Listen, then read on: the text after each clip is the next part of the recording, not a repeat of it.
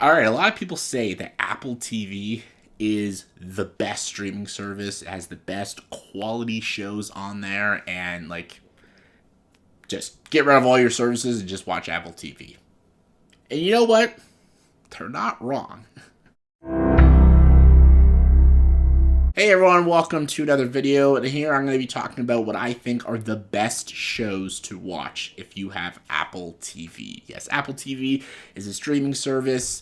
It doesn't have a lot, and I know a lot of people are very skeptical of subscribing to Apple TV because of the limited stuff it has on it. Like Netflix has so many shows, so many movies, there's just so much on Netflix, there's so much on HBO, and there's so much on Amazon Prime, and even Disney Plus. They just have a lot of stuff on there because they're the properties that they own. It's tons.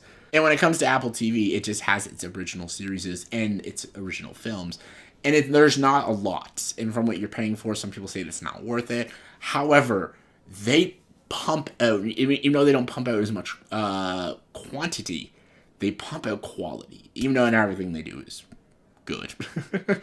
But the stuff they do that's very good is some of the best piece of television you will freaking watch. It is incredible how good it is. It's movie quality, it's HBO quality, it is spectacular, some of the shows I have watched on this series. And I'm going to talk about the best. I'm not going to do a top 10 because there's not enough to make a top 10. There is enough, but just I haven't watched enough, and not enough to make a top 10 best because I haven't watched 10 amazing shows. Maybe I'll do like a worst and a best because there's a couple ones I watched that were awful, just terrible.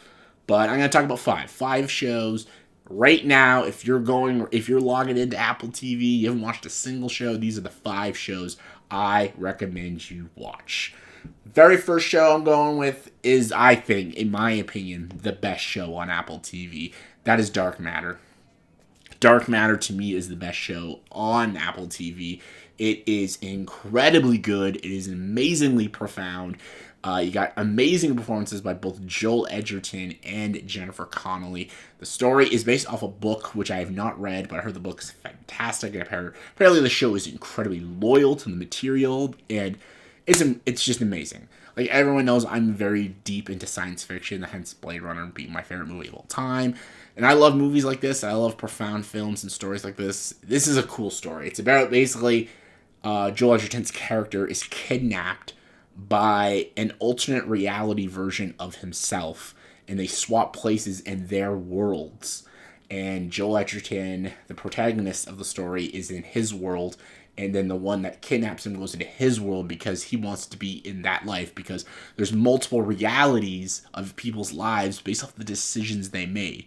And in this reality, Joel Edgerton made a decision which ended his relationship with Jennifer Connelly, and he wants to go to a reality where he's with Jennifer Connelly. So he sends Joel Edgerton to a world where he's not married to Jennifer Connelly, and the other one takes his life and stuff. And then he's just trying to live in his world, and then the main character of Joel Edgerton is trying to escape that reality and find his own reality, but he has to figure out the science behind it and how he even accomplished that. Because in this reality, he's a very renowned physicist that discovered a portal to make multiple alternate realities and stuff. And the movie gets crazy as you keep going through the show. As you go into different worlds and stuff, the show gets heavy and insane. And how it ends, holy crap, I really would love a season 2. If there isn't, I'm okay with it. It's got a great ending. It doesn't necessarily need a season 2, but I would love to see a season 2. This show blew me away. The ideas they talk about is so good. The writing is so strong. The characters are so interesting. And I had no idea where this show was going. It kept me, after each episode was ending, I wanted to know what was going to happen next. I was like, okay, I gotta know what's going on. And even, the antagonist of Joel Edgerton, you sympathize with him. And, that's what I love about it. They could have easily made that character a despicable jackass, but you understand him and sympathize with him. And then when you get into more of the Joel Edgertons and all the realities and stuff, it gets nuts. It's a great show. I'm telling you, after the first 2 episodes, you will be hooked to this show. So 100%, please check it out. To me, it's the best show I've watched on Apple TV. So So now let's go to the second show. This show is the one I think most people will say is the best show. They're not wrong, and that's Severance. Severance is a great show. Absolutely so good. Ben Stiller directed a lot of episodes of this show, and it's got a great cast. You got John Turturro in the show, and you got Adam Scott, and even the lead girl. I forgot her name. I always forget that dang girl's name.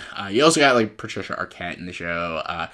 Big cast, and this is again very deep sci-fi show about splitting someone's mind when they're at work. There's their memories at work, but when they leave work, their memories are erased, and they're just in their normal life. So there's two memories of them at work and them in their just normal human life.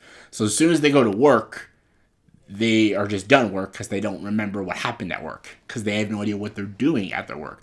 But the memories that they have when they're at work, they don't have any memories outside of work. And the memories that they have outside of work, they don't have any memories inside of work. So we're almost going to another dark matter situation of there's almost two different perspectives of the mind, the inside of the job and the outside of the job. In the movie, the show tackles that brilliantly, and also is very darkly funny. There is some hilarious episodes and some very hysterical scenes.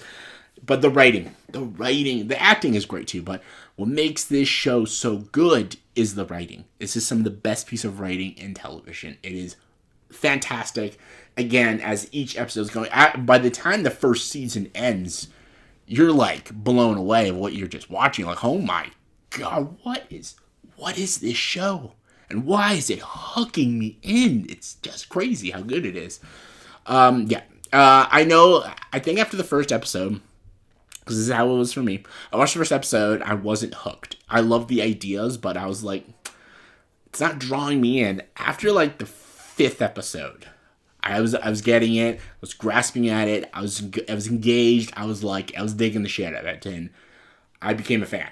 Big fan. Season 2, better than season 1. But yeah, this is this is a fantastic TV show. And you got Apple TV, Severance. This is the show everyone's talking about.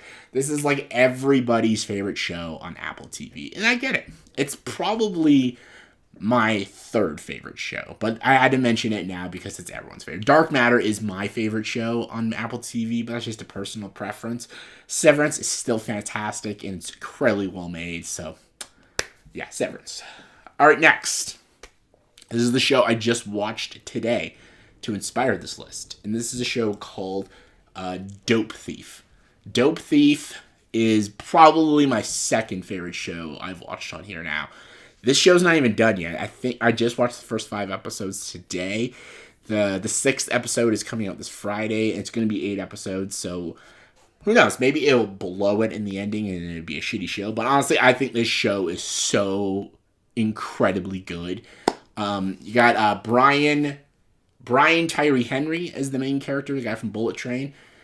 He's the main character. He plays in this show with a guy who plays his best friend, and the two of them disguise themselves as DEA agents, and they rip off drug dealers and stuff. That's the whole premise of the show, is that these two guys, they dress up as DEA agents and they go to like these like crack houses and they raid them and take their drugs and take their money. Because they think, like, if we're going to steal from people, we're going to steal from really awful people. However, in the show, they steal from the wrong people.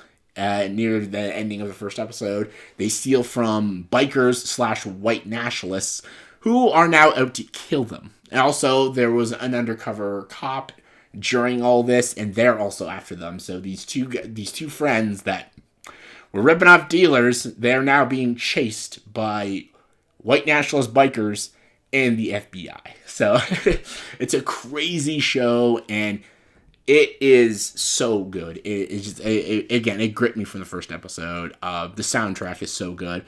But again, the hook in this show is the main character. Brian Tyree Henry is amazing in this show. He plays that character Raymond, and I love his character. He is so likable. Even though he does some very questionable and pretty horrible things, he's always trying to do the right thing. The right thing just never seems to pan out for him. That's why I feel so bad for this character. But I love his character so much, and I'm rooting for him in the end. And I love the scenarios he has to deal with and has to get out of all these situations that he put himself in. And the performance by Brian Tyree Henry is so good, and he gives an Emmy-worthy performance in this show. And it's very raw. Ridley Scott directed the first episode. You can really tell. This is Peter Craig's writing, too, and the writer of The Town. So it has that town kind of feel. It's like The Town meets like a True Detective sort of vibe of a show. Very well filmed, and just it has very good... It's very real, too. It's so brutal, and it's like in the streets of Philadelphia, and it's grimy, it's dungy, it's nasty, but it's done beautifully, and it's one of my favorite shows on Apple TV. So if you haven't seen this show yet, it's a pretty new show. It came out this year, Dope Thief. Check it out. All right, what next? What else should I talk about? Like those are the top dog shows, right? Like you got Dope Thief, you got Severance, you got Dark Matter. What else could I talk about? Oh yeah, the soccer show, Ted Lasso. All right, Ted Lasso. Let's talk about Ted Lasso. Everyone talks about Ted Lasso. This and Severance are the two shows people talk about. Ted Lasso and Severance. So Ted Lasso. It's a great show. I only watched the first season because it's a show I'm getting into now. However, I can't speak for myself. I have heard the new season wasn't great. I haven't got there yet, so I'll make a judgment on myself and form my own opinion, but I heard it falls off the map in the first season, but I just watched season 1, and it's great. It's a very, very, very good show. So yeah, the show stars Jason Sudeikis, and easily the best performance Jason Sudeikis has given in anything. He is so good in this show. Very likable character. He plays an American football coach, and then he's asked, after he gets laid off from his job, he asks to go to Britain and to coach a soccer team, going from football to soccer, and this team is very a little damaged and stuff, and he has to form his skills with his optimism and his powerful leadership to get this team to be a winning team. It's a sports show, but it's not really about the sport. It's a lot about Ted Lasso himself, him as a character, how damaged of a character he is.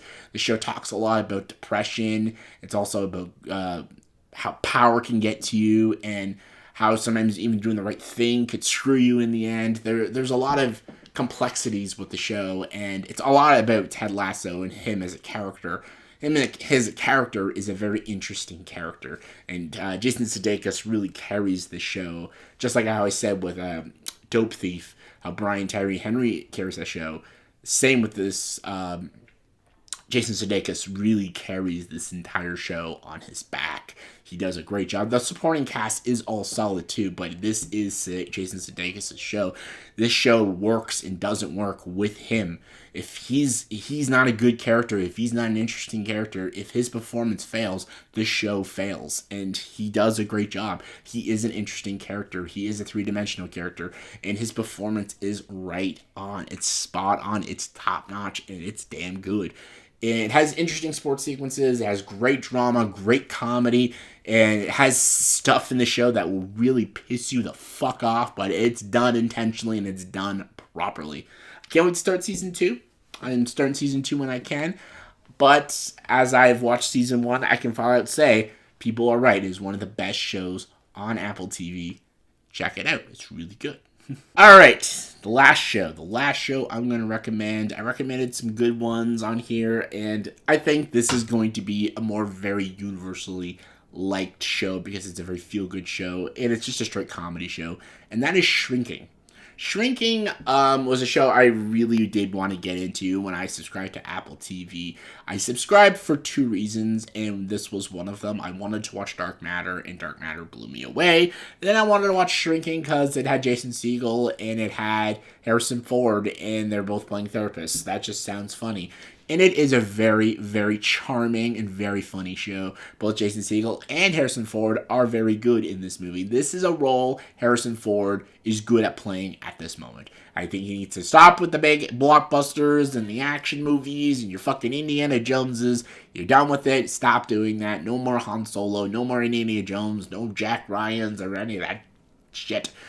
Act your age, play roles of your age. In this show, he plays like a grouchy old man therapist and stuff, and he's basically training Jason Segel to be like the top therapist in their facility and stuff.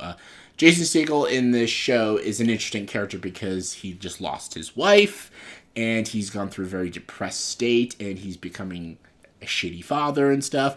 But then he finds out how he can like cure his depression is helping his patients by just giving them the answers, because the point of therapy is for the patients to figure out the answers on their own.